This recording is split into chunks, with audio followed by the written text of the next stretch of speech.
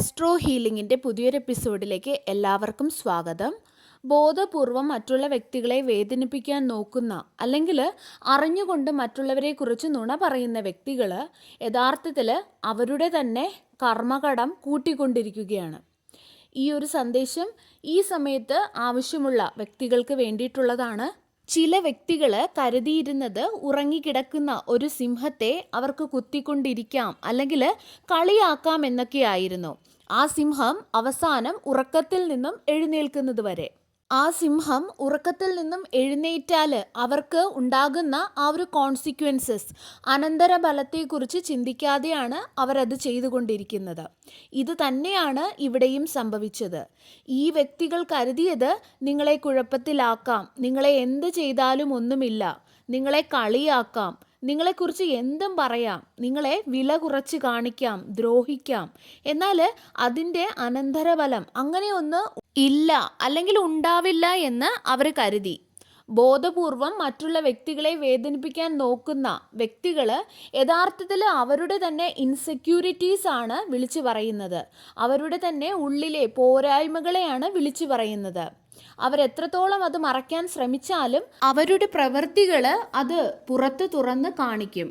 യൂണിവേഴ്സിനെ ഒരു നിമിഷത്തേക്ക് പോലും ആർക്കും വിഡ്ഢിയാക്കാൻ സാധിക്കില്ല. അതുപോലെ കർമ്മ ഒരു ദിവസം കൊണ്ട് സംഭവിക്കുന്ന ഒരു കാര്യമല്ല, അതൊരു ചങ്ങല പോലെയാണ്. നമ്മുടെയൊക്കെ ഓരോ പ്രവൃത്തിയും ഓരോ അലകൾ സൃഷ്ടിക്കുന്നു. പെട്ടെന്നല്ലെങ്കിൽ കുറച്ച് കഴിഞ്ഞായാലും ആ തിരമാലകൾ കരയിലേക്ക് തന്നെ തിരികെ എത്തും. അതുപോലെയാണ് കർമ്മയും. ഇവിടെ തീരം അവരുടെ ജീവിതമാണ്. ഈ വേഗത്തിൽ വരുന്ന തിരമാലകൾ ആണ് അവർ ചെയ്ത പ്രവൃത്തി. ആ ഒരു തീരത്തേക്ക് വളരെ വേഗത്തിൽ ആ ഒരു തിരമാലകൾ വരികയാണ് എന്ന് കാണുന്നു. ഈ വ്യക്തി രാത്രിയിൽ അവരുടെ കിടക്കയിലിരുന്ന് അവർ ചെയ്ത ഓരോ കാര്യങ്ങളും അവർ നടത്തിയ ഓരോ ചോയ്സസും വീണ്ടും വീണ്ടും ഓർക്കുന്നതായി കാണുന്നു. ഈ വ്യക്തി ഒരിക്കൽ കരുതിയത് അവർക്ക് നിങ്ങളെ തകർക്കാമെന്നായിരുന്നു.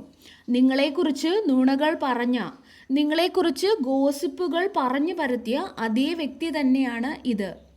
ഇങ്ങനെയൊക്കെ ഓരോന്ന് ചെയ്യുമ്പോൾ അവർക്ക് നിങ്ങളെ കൺട്രോൾ ചെയ്യാൻ കഴിയുമെന്ന് അവർ കരുതി. ആ പ്രവർത്തികൾ, ഗോസിപ്പുകൾ പറയുമ്പോൾ, നുണകൾ പറയുമ്പോൾ, മറ്റുള്ളവരോട് അത് പറഞ്ഞു പരത്തുമ്പോൾ അവർക്ക് സ്വയം അവർ പവർഫുൾ ആണെന്ന് തോന്നിയിരുന്നു. എന്നാൽ അവർ മനസ്സിലാക്കാത്ത ഒരു കാര്യമെന്ന് പറയുന്നത് അവർക്ക് തള്ളിയിടാൻ കഴിയുന്ന ഒരു വ്യക്തിയല്ല നിങ്ങൾ എന്നതായിരുന്നു. അതുപോലെ യൂണിവേഴ്സിൻ്റെ സംരക്ഷണമുള്ള വ്യക്തിയാണ് നിങ്ങൾ. ഒരു ലോക്കറിൻ്റെ ഉള്ളിൽ സൂക്ഷിച്ചു വെച്ചിരിക്കുന്ന ഒരു രത്നം പോലെയാണ് നിങ്ങൾ.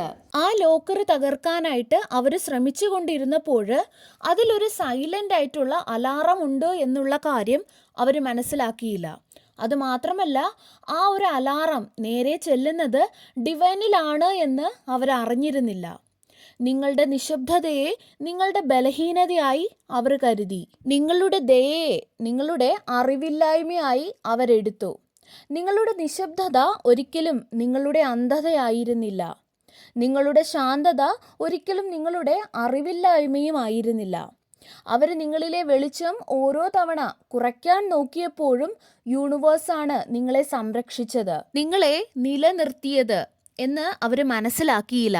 യൂണിവേഴ്സ് നിങ്ങളെ ആ ഓരോ തവണയും ബാലൻസ് ചെയ്ത് കൊണ്ടുപോയി.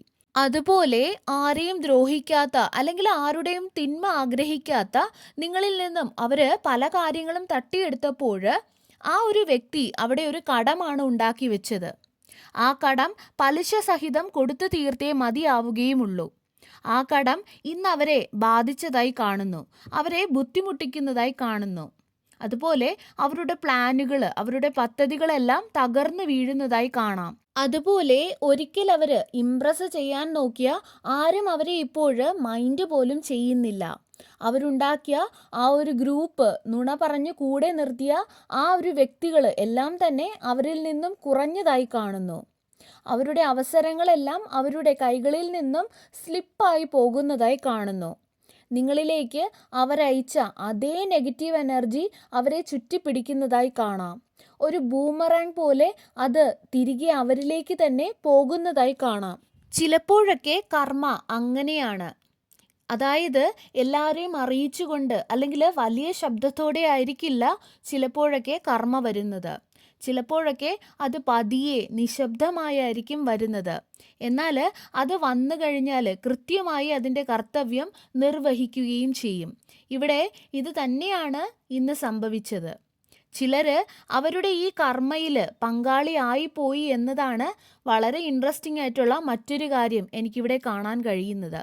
അതായത് ഈ വ്യക്തി മറ്റുള്ള ചിലരെ കൂടെ നിങ്ങളെ വേദനിപ്പിക്കുന്നതിനായിട്ട്, ദ്രോഹിക്കുന്നതിനായിട്ട് വലിച്ചു കൊണ്ടുവന്നതായി കാണുന്നു. ചിലപ്പോൾ അത് അവരുടെ ഫ്രണ്ട്സോ അല്ലെങ്കിൽ ഫാമിലി മെമ്പറോ ആരെങ്കിലും ആകാം. നിങ്ങളെ വേദനിപ്പിക്കുന്നതിന് അല്ലെങ്കിൽ തകർക്കുന്നതിന് ആരൊക്കെ ഈ വ്യക്തിയോടൊത്ത് നിന്നിട്ടുണ്ടോ അവർ ഓരോരുത്തരും ഈ ഒരു ഭാരം ഇപ്പോൾ അനുഭവിക്കുന്നതായിട്ട് കാണുന്നു. അവർക്കെല്ലാം ഒരു കടം വന്നതായി കാണുന്നു. ഈ കടം അവരെല്ലാം പലിശ സഹിതം കൊടുത്തേ മതിയാവുകയുമുള്ളൂ. ഒരാൾ പോലും രക്ഷപ്പെടുന്നില്ല. എല്ലാവർക്കും അവരുടെ കർമ്മ കിട്ടുന്നുണ്ട്. എന്നാൽ അവരിപ്പോൾ ചിന്തിക്കുന്നത് നിങ്ങളെ വെറുതെ വിട്ടാൽ മതിയായിരുന്നു എന്നാണ്. നിങ്ങൾ മനസ്സിലാക്കേണ്ട ഒരു കാര്യം, നിങ്ങളിവിടെ റിവഞ്ച് ചെയ്യേണ്ടതില്ല, അല്ലെങ്കിൽ നിങ്ങൾക്ക് അവരോട് പ്രതികാരം ചെയ്യേണ്ടതില്ല എന്നുള്ളതാണ്. നിങ്ങൾ അവരോട് വഴക്കുണ്ടാക്കേണ്ടതില്ല. ഒന്നിൻ്റെ പേരിലും നിങ്ങൾ ഫൈറ്റ് ചെയ്യേണ്ടതില്ല. നിങ്ങളോട് കാണിച്ചത് ഓരോന്നും യൂണിവേഴ്സ് കണ്ടു. അവയെല്ലാം തന്നെ അവർക്ക് പുറത്തു കടക്കാൻ പറ്റാത്ത രീതിയിൽ തിരികെ അവരിലേക്ക് തന്നെ എത്തിക്കുന്നുമുണ്ട്. നിങ്ങൾ ചെയ്യേണ്ട ഒരേ ഒരു കാര്യം എന്ന് പറയുന്നത് നിങ്ങൾ മുൻപോട്ട് പോവുക. അവർ ബലഹീനനാണ് എന്ന് തെറ്റിദ്ധരിച്ച അതേ നിശബ്ദത തന്നെയാണ് നിങ്ങളുടെ യഥാർത്ഥ പ്രൊട്ടക്ഷൻ അല്ലെങ്കിൽ സംരക്ഷണം എന്ന് പറയുന്നത്. ഒരിക്കൽ അവർ കരുതിയത് നിങ്ങൾ അവരുടെ ഇരയാണ് എന്നാണ്. എന്നാൽ ഇന്ന് അവർ മനസ്സിലാക്കി നിങ്ങൾ അവരുടെ ഇരയല്ല, മറിച്ച് അവർക്കുള്ള ഒരു കെണിയായിരുന്നു എന്ന്. കാരണം യൂണിവേഴ്സിൻ്റെ സംരക്ഷണമുള്ള നിങ്ങളെ കുഴിച്ചു മൂടാൻ അവർ ശ്രമിച്ചപ്പോൾ യഥാർത്ഥത്തിൽ അവർക്കുള്ള ഒരു ശവക്കുഴി തന്നെയാണ് കുഴിച്ചത്. അവർ കരുതിയത് അവർക്ക് ഈസി ആയിട്ട് നിങ്ങളെ വീഴ്ത്താം അല്ലെങ്കിൽ ഉപയോഗിക്കാം, എന്നിട്ട് വലിച്ചെറിയാം എന്നൊക്കെയായിരുന്നു. നിങ്ങളുടെ പേരിൽ നുണകൾ പറയാം. അതിൻ്റെ അനന്തരഫലം അവരെ തന്നെ ശ്വാസം മുട്ടിക്കുമെന്ന് അവർ ഒരിക്കലും കരുതിയില്ല. ഇവിടെ നിങ്ങൾ ആരോ ഒരാളല്ല. നിങ്ങൾ അവർക്ക് സങ്കല്പിക്കാൻ പോലും കഴിയാത്ത തരത്തിൽ ഡിവൈൻ പ്രൊട്ടക്ഷനുള്ള വ്യക്തികളാണ്. അവർ കരുതിയത് അവർക്ക് നിങ്ങളുടെ ജീവിതത്തിൽ നുഴഞ്ഞു കയറി എല്ലാം താളം തെറ്റിച്ചിട്ട് നിങ്ങളെ മാനസികമായിട്ട് തകർത്തിട്ട് യാതൊരു കാര്യവും ചെയ്തിട്ടില്ല, ഞങ്ങളൊരു തെറ്റും ചെയ്തില്ല എന്നുള്ള രീതിയിൽ പുറത്തു പോകാമെന്നൊക്കെയായിരുന്നു. അവരുടേതല്ലാത്തവയിൽ അവരെ സ്പർശിച്ച ആ നിമിഷം തന്നെ അവർക്കുള്ള കൗണ്ട് ഡൗൺ തുടങ്ങി എന്നുള്ളതാണ് ഇവിടെ മറ്റൊരു കാര്യം. അതുപോലെ അവർ ചെയ്ത ഓരോ പ്രവൃത്തികളും റെക്കോർഡ് ചെയ്യപ്പെട്ടു. ഇപ്പോൾ യൂണിവേഴ്സിൻ്റെ അടുത്ത് അവരുടെ ഓരോ പ്രവൃത്തികളുടെയും റെക്കോർഡുണ്ട്. അവരുടെ ഓരോ വാക്കുകളും അവർ നടത്തിയ ഓരോ നീക്കങ്ങളും ഓരോ ചിന്തകളും ദ്രോഹത്താൽ നിറഞ്ഞതായിരുന്നു. അവർ നിങ്ങളുടെ ഫീലിങ്സിനെ വ്രണപ്പെടുത്തുക മാത്രമല്ല ചെയ്തത്, മനുഷ്യരുടെ നിയമങ്ങൾക്കപ്പുറം പ്രവർത്തിക്കുന്ന ഒരു ശക്തിയുമായിട്ട് അവർ പ്രശ്നമുണ്ടാക്കുകയും കൂടെയാണ് ചെയ്തത്. അവരുണ്ടാക്കിയ ഈ കടം അവർക്ക് മായ്ച്ചു കളയാൻ സാധിക്കില്ല. അവർക്കത് തിരിച്ചു കൊടുത്തേ മതിയാവുകയുള്ളൂ. നിങ്ങളിൽ ചിലർ ചിന്തിക്കുന്നുണ്ടാവും, എങ്കിൽ എന്തുകൊണ്ട് അവരുടെ പ്രവൃത്തികൾ നിങ്ങളോട് കാണിക്കുന്നതിൽ നിന്നും അന്ന് തടഞ്ഞില്ല എന്ന്, അല്ലെങ്കിൽ ഈ വേദനയിൽ കൂടെയെല്ലാം എനിക്ക് കടന്നു പോകേണ്ടി വന്നത് എന്തുകൊണ്ടാണ് എന്നൊക്കെ. കാരണം ചില പാഠങ്ങൾ നിങ്ങളും പഠിക്കേണ്ടതുണ്ടായിരുന്നു. നിങ്ങളുടെ വേദന ഒരിക്കലും അവരുടെ വിജയമായിരുന്നില്ല, മറിച്ച് അത് ഒരു കയർ പോലെയായിരുന്നു. അവരെ തന്നെ സ്വയം അവർ ആ കയറിൽ കെട്ടിത്തൂക്കിയതുപോലെയാണ് എനിക്ക് തോന്നുന്നത്. അതുപോലെ അവർ ഓരോ തവണ നിങ്ങളെ അപമാനിക്കാൻ ശ്രമിച്ചപ്പോഴും അവർ അവരുടെ തന്നെ കടം കൂട്ടുകയായിരുന്നു. ഇപ്പോൾ അവർ അവരുടെ കടം വീട്ടേണ്ട സമയം അതിക്രമിച്ചു കഴിഞ്ഞു. അതുപോലെ അവർ നിങ്ങളായ ഒരു പരീക്ഷയിൽ കൂടെയാണ് കടന്നു പോയതെന്ന് അവരറിഞ്ഞിരുന്നില്ല. നിങ്ങളുമായുള്ള ഓരോ കണ്ടുമുട്ടലും അവിടെ നടന്ന ഓരോ പ്രവർത്തികളും അവർ കാണാതെയുള്ള അവർക്കുള്ള ഒരു പരീക്ഷയായിരുന്നു. അവർ ചതിക്കുമോ, വേദനിപ്പിക്കുമോ, മാനിപ്പുലേറ്റ് ചെയ്യുമോ, ചൂഷണം ചെയ്യുമോ, മര്യാദയോടെ പെരുമാറുമോ, അവർ സത്യത്തിൽ നിൽക്കുമോ എന്നൊക്കെ നോക്കുകയായിരുന്നു. ഇന്ന് നിങ്ങൾക്കും എനിക്കും അറിയാം അവർ ഈ ഒരു പരീക്ഷയിൽ ജയിച്ചോ എന്നുള്ളത്, അല്ലെങ്കിൽ ഈ ഒരു പരീക്ഷയിൽ അവരെന്തൊക്കെയായിരുന്നു തിരഞ്ഞെടുത്തത് എന്ന്. അതുപോലെ നിങ്ങൾ വേദനിച്ചപ്പോൾ, കരഞ്ഞ് നിലവിളിച്ചപ്പോൾ അവരുടെ കൂടെ നിന്ന് ചിരിച്ച, സന്തോഷിച്ച ഓരോ കൂട്ടാളികൾക്കും അവരുടെ പങ്ക് ലഭിക്കുന്നുണ്ട്. ഇതൊരു കോയിൻസിഡൻസ് ആയിട്ട് എനിക്ക് തോന്നുന്നില്ല. അവരുടെ പദ്ധതികൾ തകർന്നു പോകുന്നു, അവരുടെ ബന്ധങ്ങളിൽ വിള്ളലുകൾ വീഴുന്നു, അവരുടെ റെപ്യൂട്ടേഷൻ അവരുടെ കയ്യിൽ നിന്നും വഴുതിപ്പോകുന്നു. നമ്മൾ കാറ്റ് വീശുന്ന സമയത്ത് മണ്ണ് വാരി എറിഞ്ഞാൽ അത് തിരിച്ച് നമ്മുടെ മുഖത്ത് തന്നെ വീഴുന്നത് പോലെയാണ് ഇവിടെ സംഭവിക്കുന്നത്. അവർ കരുതിയത് അവരുടെ കാര്യങ്ങളെല്ലാം അവർക്ക് കൺട്രോൾ ചെയ്ത് മുന്നോട്ട് പോകാൻ കഴിയുമെന്നായിരുന്നു. എന്നാൽ അവർ ദുഷിച്ച ഉദ്ദേശത്തോടു കൂടി മുന്നോട്ട് പോയപ്പോൾ അവരുടെ കാല് അവർ വെച്ച കെണിയിൽ തന്നെ കുടുങ്ങിയതായിട്ടാണ് എനിക്ക് കാണുന്നത്. അത് തന്നെയാണ് അവരെ ഇപ്പോൾ ഏറ്റവും അധികം വേദനിപ്പിക്കുന്നതും. അവർ വെക്കുന്ന ഓരോ കെണിയും നിങ്ങളെ ബാധിക്കാതെ അത് അവർക്ക് നേരെ തന്നെ വരുന്നത് കാണുമ്പോൾ അവർക്ക് വല്ലാത്ത കൺഫ്യൂഷൻ ഉണ്ടാകുന്നു. അതുപോലെ അവർക്ക് ഒന്നും തന്നെ നിങ്ങളെ ചൂണ്ടിക്കാട്ടിയിട്ട് നിങ്ങൾ ചെയ്തു എന്ന് പറയാൻ ഇന്ന് കിട്ടുന്നില്ല. ഒരു പോയിന്റ് പോലും അവർക്കിന്ന് ലഭിക്കുന്നില്ല. നിങ്ങൾ അവരോട് പ്രതികാരത്തിന് പോകുന്നില്ല, അവരോട് റിയാക്ട് ചെയ്യാൻ പോകുന്നില്ല, അവരെക്കുറിച്ച് ആരോടും സംസാരിക്കുന്നുമില്ല. നിങ്ങൾ നിരാശയിൽ അവർക്കെതിരെ ഒന്നും ചെയ്യാൻ മെനക്കെടുന്നുമില്ല. നിങ്ങൾ മുൻപോട്ട് നടക്കുകയാണ് എന്നാണ് എനിക്ക് കാണുന്നത്. അതുപോലെ അവരൊരിക്കൽ ചിരിച്ചിരുന്ന അല്ലെങ്കിൽ കളിയാക്കിയിരുന്ന നിങ്ങളുടെ അതേ നിശബ്ദത ഇപ്പോൾ അവരെ വേട്ടയാടുന്ന അല്ലെങ്കിൽ ഭയപ്പെടുത്തുന്ന ശബ്ദമായി മാറിയിരിക്കുന്നു. ചിലർക്ക് അത് അവരുടെ ശരീരത്തിൽ അനുഭവപ്പെടുന്നുമുണ്ട്, ആങ്സൈറ്റി പോലെ. നിങ്ങളോട് അവർ ചെയ്തത് അവർ ചിന്തിക്കുമ്പോൾ അവരുടെ ഉള്ളിൽ അനുഭവപ്പെടുന്ന ആ ഒരു ഭാരം, നിങ്ങളുടെ പേര് കേൾക്കുമ്പോൾ അവരുടെ തൊണ്ടയിൽ അനുഭവപ്പെടുന്ന ആ ഒരു പിടുത്തം, എത്ര ഓടി രക്ഷപ്പെടാൻ ശ്രമിച്ചിട്ടും അവരെ പിന്തുടരുന്ന അവരുടെ ദൗർഭാഗ്യങ്ങൾ.